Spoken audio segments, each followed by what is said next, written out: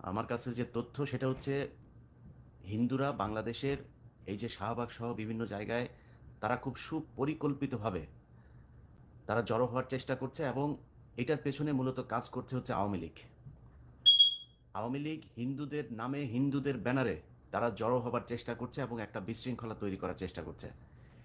সেইখানে আপনারা দেখবেন এখন মানে এই গত 4-5 দিনের যে খবর, একটা দল তারা এরই মধ্যে আপনার কোন গার্মেন্টস কে খাবে কোন দোকান কে খাবে এগুলো নিয়ে নাকি কামড়াকামড়ি শুরু করে দিয়েছে।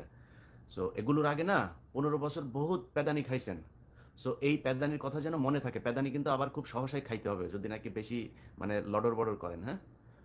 অতএব আপনাদেরকে এই এই যে মানে যেই একটা খারাপ সময় চলছে এটাকে খুব ঠান্ডা মাথায় করতে হবে। বাংলাদেশে কিন্তু এখন মানে স্বাভাবিক কোনো তত্ত্বাবধায়ক সরকার নেই, এটা মনে রাখতে হবে। এই দেশের ছাত্র জনতা সবাই মিলে একটা সরকার এনেছে এবং